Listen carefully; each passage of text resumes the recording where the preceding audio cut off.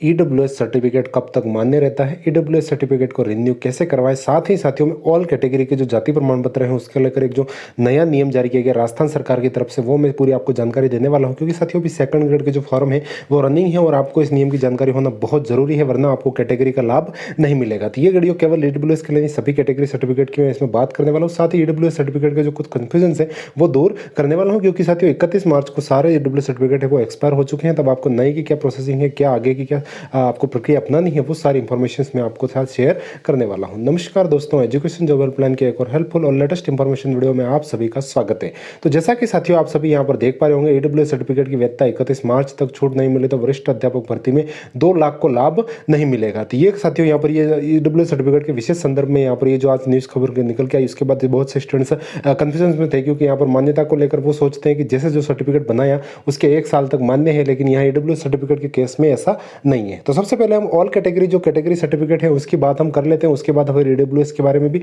सारे step by step हम बात करेंगे। तो आप यहाँ पर जो सेकंड ग्रेड भर्ती का जो विज्ञापन है उसका स्क्रीनशॉट मैंने लिया है। यहाँ पर आप प्रमाण पत्रों के सत्यापन में पॉइंट नंबर 1 देख रहे होंगे, थोड़ा बोल्ड में लिखा हुआ है कि कार्मिक विभाग के परिपत्र दिनांक 20 जनवरी 2022 के अनुसार SC ST OBC SBC और ईडब्ल्यूएस वर्ग के पिछड़े अभ्यर्थियों को आरक्षण का लाभ लेने हेतु जाति प्रमाण पत्र ऑनलाइन आवेदन की अंतिम तिथि तक जारी किया हुआ प्रस्तुत करना होगा। तो मतलब यहाँ पर ये बात है साथियों, आप जो सेकंड ग्रेड में मान लो आप अपनी कैटेगरी का लाभ लेना चाहते हो तो आप विशेष करके SC ST कैंडिडेट्स के लिए तो सर्टिफिकेट लाइफ टाइम वैलिड होते हैं, उनके कोई प्रॉब्लम नहीं है। लेकिन जो OBC के जो है एक्सपायर होते हैं, क्रिमिनल नॉन क्रिमिनल, तो और जो कैटेगरी का लाभ ले रहे हो आप उस सर्टिफिकेट के साथ, तो उनको विशेष ध्यान रखना है कि आपको जो अपना अपडेशन है, जो सर्टिफिकेट है वो अपडेट वो करवा लेना है, क्योंकि सेकंड ग्रेड की जो आवेदन की अंतिम तिथि है उससे पहले के आपके सर्टिफिकेट होंगे तो ही आपको कैटेगरी का लाभ मिलेगा। ये किसी भी केवल सेकंड ग्रेड भर्ती बल्कि जो फर्स्ट ग्रेड की भर्ती आएगी या फिर अभी कोई भी राजस्थान में भर्ती आएगी तो उसमें यही नियम रहने वाला है, जो फॉर्म भरने की लास्ट डेट है उससे पहले का आपका जो सर्टिफिकेट है वो होना चाहिए।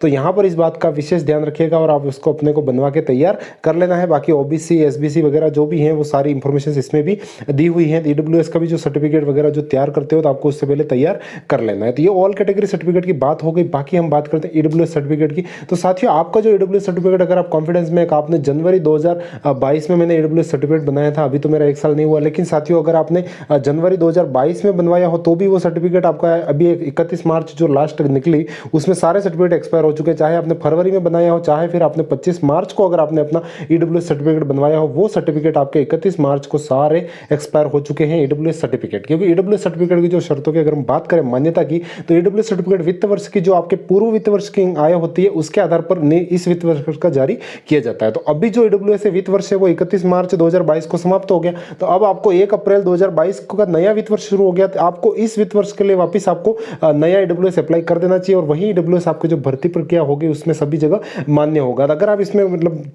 कंफ्यूजन में रहेंगे तो आपको बहुत बड़ा लॉस हो सकता है, क्योंकि ऑनलाइन आवेदन है वो 10 मई तक किए जा रहे हैं सेकंड ग्रेड के, और उसमें आपको जो 10 मई से अगर आपको सेकंड ग्रेड भर्ती में ईडब्ल्यूएस का लाभ लेना है तो आपको 10 मई से पहले का आपका ईडब्ल्यूएस सर्टिफिकेट बना हुआ होना चाहिए। मतलब आपको इस सेशन का नया ईडब्ल्यूएस बनवा लेना, वरना बहुत सारी प्रॉब्लम्स आपको देखने को मिल सकती है। जिस वित्त वर्ष में भर्ती हो रही है उस वित्त वर्ष का प्रमाण पत्र मान्य करें। वहीं साथियों यहाँ पर जो कैटेगरी आवेदन संबंधी वो बहुत सारी बातें हैं तो उसमें भी कही गई है वित्त वर्ष के हिसाब से ही बनते हैं और वित्त वर्ष खत्म होने के बाद नए सिरे से फिर से बनवाना पड़ता है। अब नया वित्तीय वर्ष प्रारंभ हुआ, नई भर्तियां भी आ रही है, इसलिए धीरे धीरे आवेदन की संख्या बढ़ रही है। तो स्टूडेंट्स के मन में कंफ्यूजन रहता है ईडब्ल्यूएस सर्टिफिकेट रिन्यू होता है क्या? साथियों ईडब्ल्यूएस सर्टिफिकेट कोई रिन्यू नहीं होता। आपको वापस पूरी की पूरी प्रोसेस जैसे आपने पहले तैयार करवाया था वैसे के वैसे आपको वापस फिर से प्रक्रिया करके नया ही बनवाना होगा। रिन्यू की कहीं कोई प्रोसेस नहीं होती ईडब्ल्यूएस प्रमाण पत्र के संदर्भ में। ईडब्ल्यूएस का फॉर्म कैसे भरें, central EWS, state EWS, marriage women EWS certificate के मैंने 3-4 वीडियो ऑलरेडी बना रखे हैं, सेंट्रल स्टेट ईडब्ल्यूएस। तो इन वीडियोस को आप वॉच कर लेंगे तो आपके ईडब्ल्यूएस संबंधी मोस्ट कंफ्यूजन आपके दूर हो जाएंगे। इस वीडियोस को आप वॉच कर सकते हैं। बाकी मैंने ऑल जो बातें थी मैंने सारी आपको बता दी। रिन्यूअल संबंधी कुछ नहीं होता। आपको 31 मार्च को आपका सर्टिफिकेट एक्सपायर है और आपको अगर पूरे वर्ष ईडब्ल्यूएस सर्टिफिकेट का लाभ लेना है तो आपको हमेशा जो 1 अप्रैल या मई जून तब तक आपको बना लेना चाहिए, ताकि ये जो सर्टिफिकेट आपका बनेगा ये 31 मार्च 2023 तक आपका मान्य रहेगा, तो आप पूरे वर्ष ईडब्ल्यूएस सर्टिफिकेट का लाभ ले पाएंगे। तो इस बारे में आपको जो है कंप्लीटली जानकारी रखनी चाहिए। बाकी ओबीसी सर्टिफिकेट में जो पिता के नाम, पति के नाम, वो वाला आपके कंफ्यूजन है, यहाँ पर आप देख लीजिएगा।